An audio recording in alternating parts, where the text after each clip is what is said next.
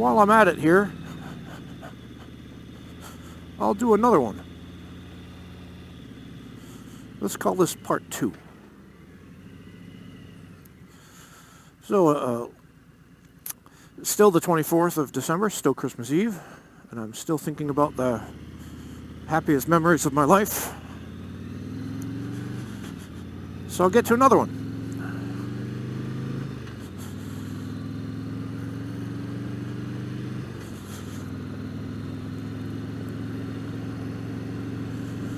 Another one of the happiest moments of my life was when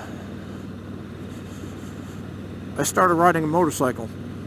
And it wasn't just one moment, it was a series of moments. It was a time period that I will always look on fondly. I'm kind of still living it. I remember the first time I rode my motorcycle, the motorcycle I purchased was after my motorcycle training course.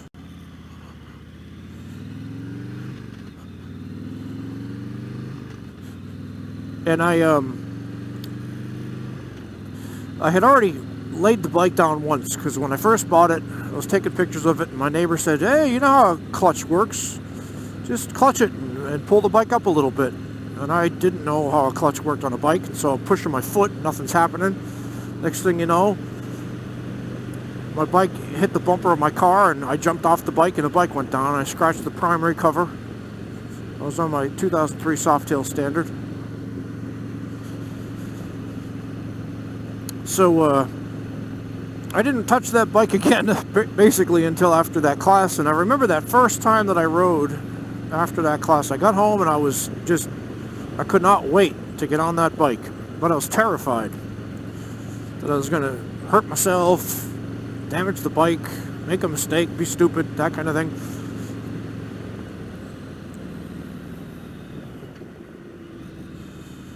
So I back the bike out to the driveway, and those of you who have been here to Homestead Hill for the Hootenanny,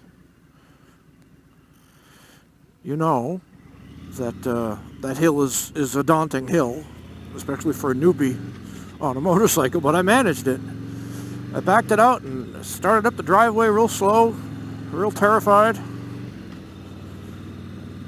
And I went around the neighborhood. That bike was loud. Oh my God, was that bike loud. And I tooled around the neighborhood for a couple of days. Just, getting my confidence up, my experience, learning the bike kind of thing. And then I went a little bit farther out. A little bit farther and a little bit farther. And next thing you know, I said, you know what, I'm ready. I can ride this thing in traffic now. So I rode it to work up in Raleigh through all that crazy traffic. That's where I was still working up at that other place back then, the place where I broke my leg.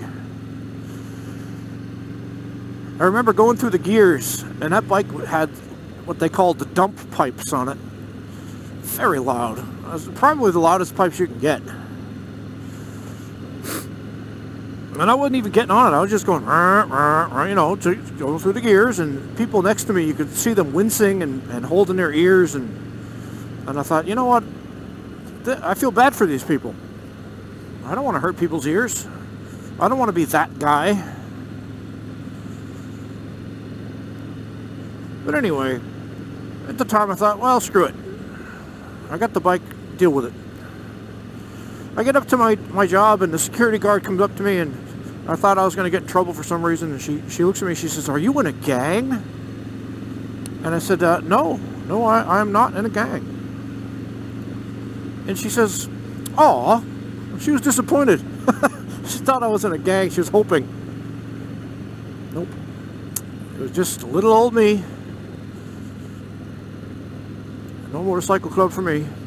I'm in a virtual motorcycle club of motovloggers. How about that? The Homestead Hellions. We have our meetup once a year. How about that? So, That was awesome. I had a great time. I almost got killed a couple of times because I was riding too fast for the conditions. I was a newbie still, and I wasn't paying attention. And cars would pull out in front of me, and I get all mad at them because they, you know, you're trying to kill me. But looking back on it, immediately afterwards, I thought, geez, I got to be careful here. I was going too fast. It was my own fault.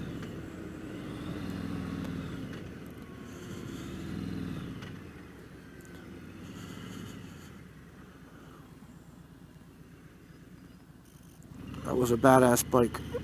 Had the wide glide front end, had that skinny little tire, lean back position. It was a soft tail.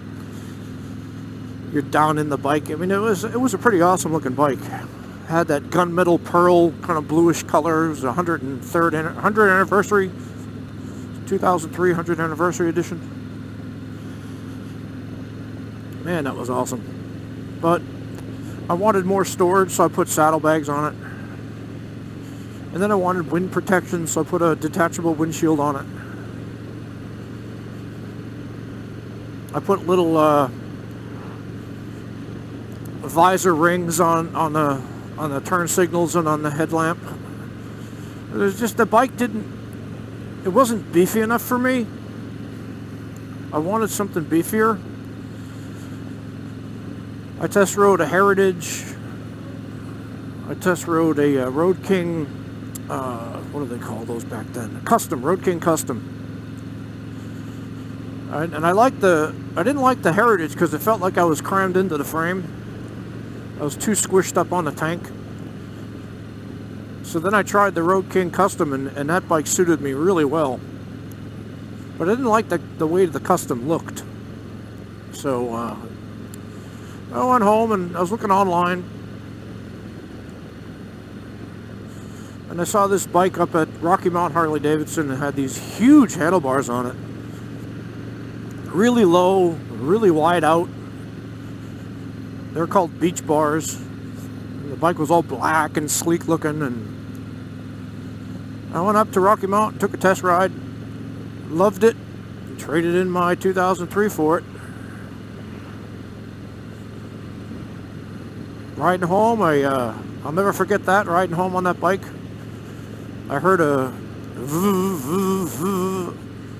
it sounded like a zoom, zoom, zoom kind of sound. That was the tires.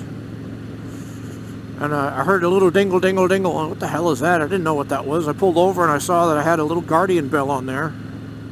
It was dingle, dingling in the wind. So then I thought, wow, every time a bell rings, you know, that old thing from It's a Wonderful Life. And then the zoom, zoom, zoom. So that's how the bike got its name, Zuzu. Which I thought was pretty inventive. The bike told me its name. Rode that bike for years. I think I got up to 30,000 miles on that bike.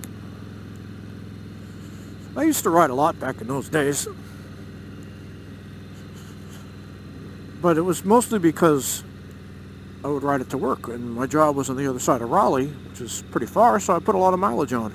Now, I don't ride up that far, so I only put 10 miles a day on there, maybe 12 miles a day.